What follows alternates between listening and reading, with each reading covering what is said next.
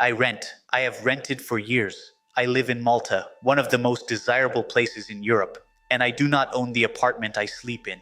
And I am not embarrassed by that because I made a choice. Not the choice most people make, not the choice banks want you to make, not the choice your parents made and called wisdom. A different choice. Today I'm going to show you why real estate is not an investment, it's a costume. By the end of this video, you will understand the illiquidity trap, the leverage risk, and the concrete alternative I use instead.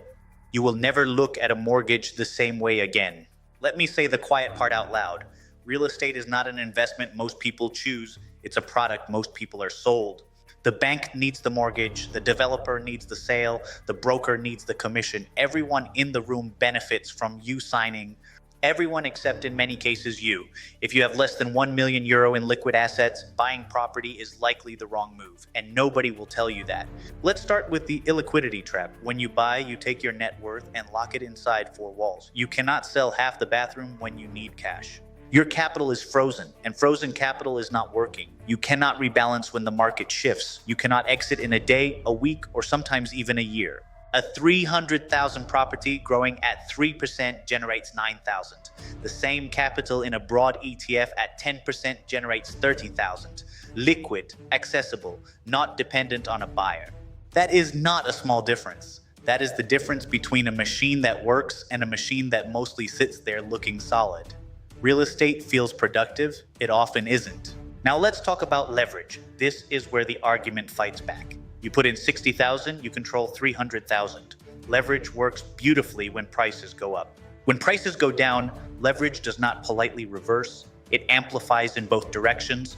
The person who bought in 2006 and lost 30%, they lost everything. They still owed the bank. I am not predicting a crash. I am pointing out that most people ignore the tail risk. Leveraged real estate isn't a bad year, it's a restructured life. When you borrow $240,000 for an apartment, you are not an investor.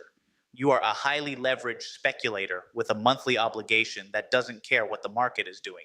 Here is the opportunity cost. 60,000 invested in an ETF at 10% over 20 years becomes approximately 403,000. The property foundation often doesn't beat that.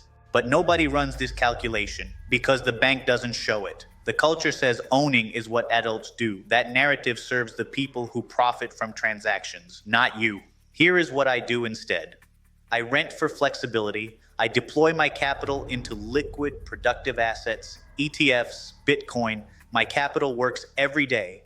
It isn't sitting in four walls waiting for a buyer.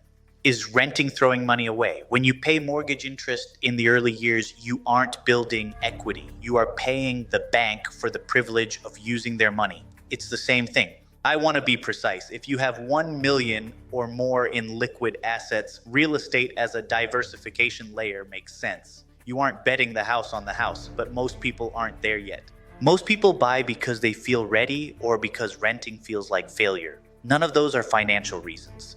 Emotional €300,000 decisions lead to being asset rich and cash poor. Ask yourself, who benefits? The bank gets interest, the developer gets the sale, the broker gets commission, you get the obligation. Understand the structure, then decide. One action.